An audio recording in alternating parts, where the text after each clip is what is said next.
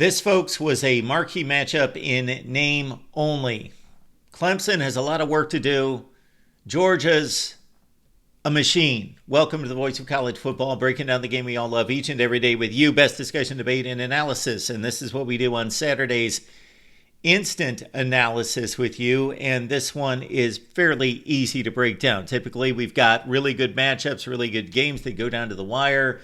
And we have to analyze coaching decisions and game management, that sort of thing. The only thing to break down here is how dominant Georgia was, and maybe some Clemson issues going into the future and how they should deal with those, or maybe how they should have been dealt with this past off season. 34-3 is your final score, and Georgia close to a consensus number one team in the country, both in the coaches poll and the AP rankings. Might even be better, and probably will scarf up every single number one vote, and they should. Can I get my national championship game prediction back? Okay, let's start with Carson Beck. 23 of 33 for 278, 2 touchdowns, no picks. You could probably write in that stat line for Carson Beck every game this season. That's pretty much what he does. Was I impressed with Carson Beck today?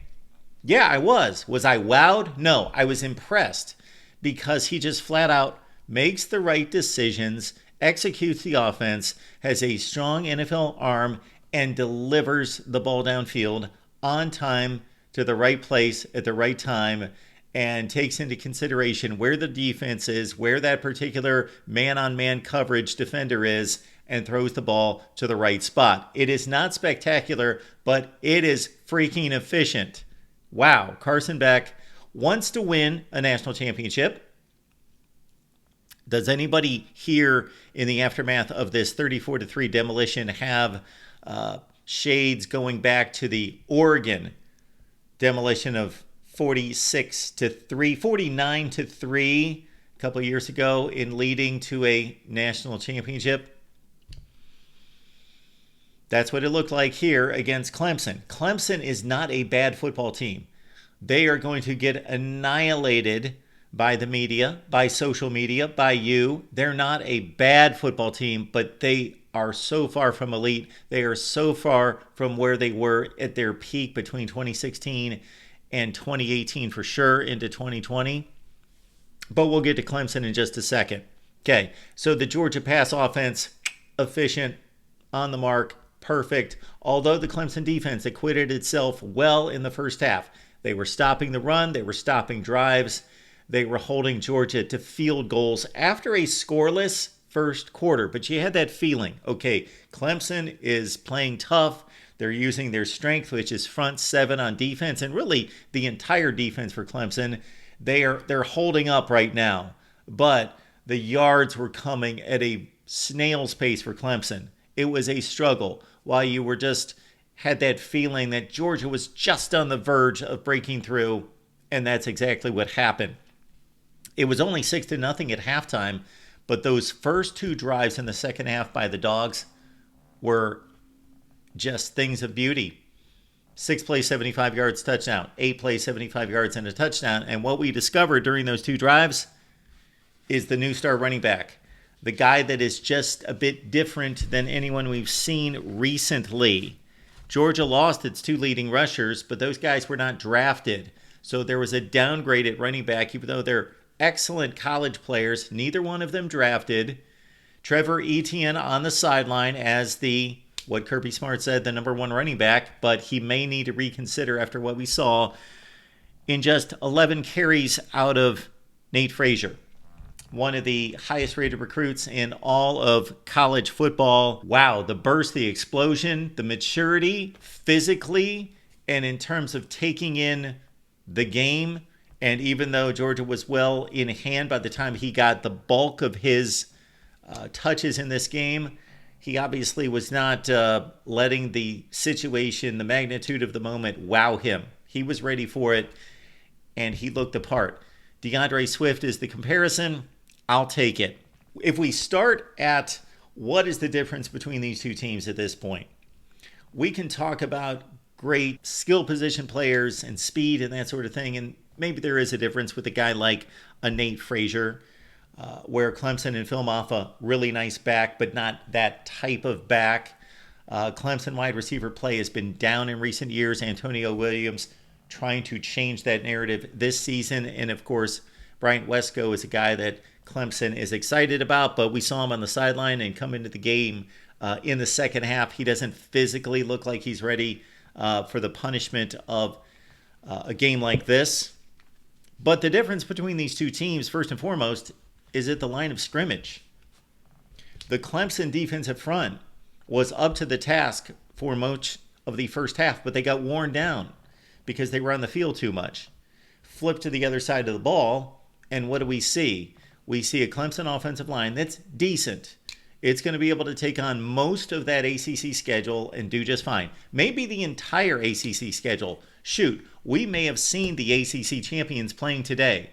Would that not be something if they march into the playoffs with, if there's an upset or two in the SEC with a higher seed because of the bye and the auto bid from the ACC, that Clemson would have the higher seed than Georgia, even though the Bulldogs look like they could beat half the NFL right now and there's no way that they're going to lose a college football game.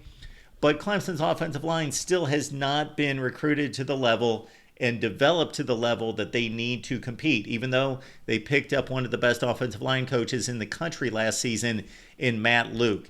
They still have so much work to do up front. And I know Carson Beck looks like a first rounder, and he probably is.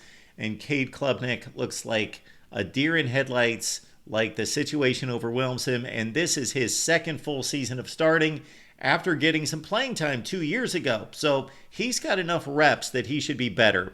And yes, I'm not saying that Cade Klubnik is the answer or that he's going to be a quarterback that can lead this team to where they want to go, but it doesn't start with him. It starts with the offensive line. The offensive line is not good enough to keep him clean. Carson Beck was standing in the pocket delivering.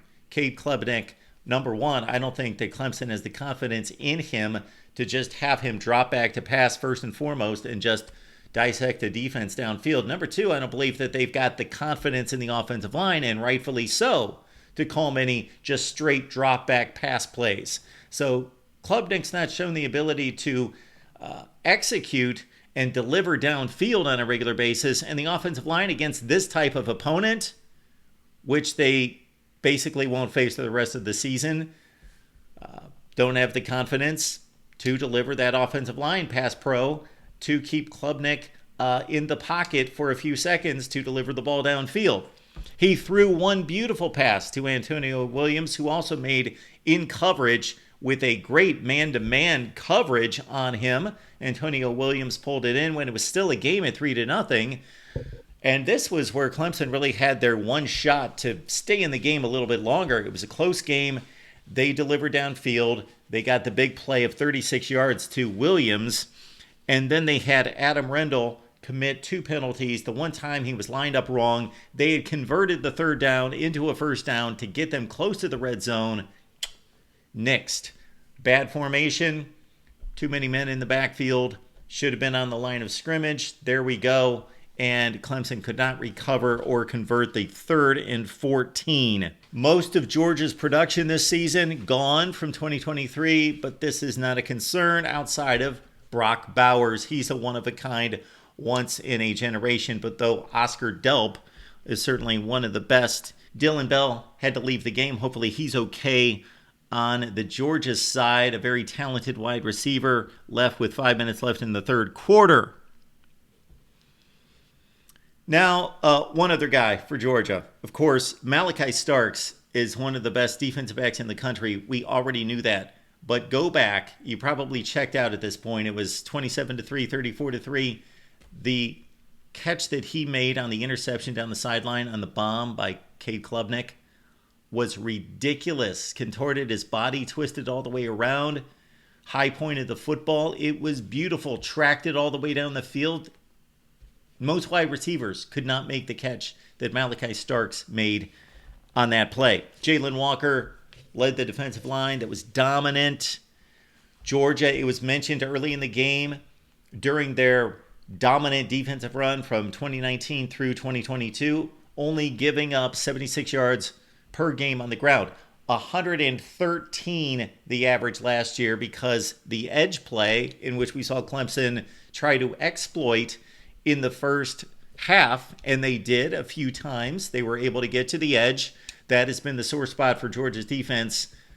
And though they did give up a few plays in the first half, that's probably been taken care of. Phil Maffa, 16 carries for 59 yards, and he was gutting out those carries for everything he could possibly get. There were no easy yards for Phil Maffa on this day. Georgia's a machine. They look like the best team in the country. I don't want to overreact. That's not what we do here at the Voice of College Football. But this is Georgia.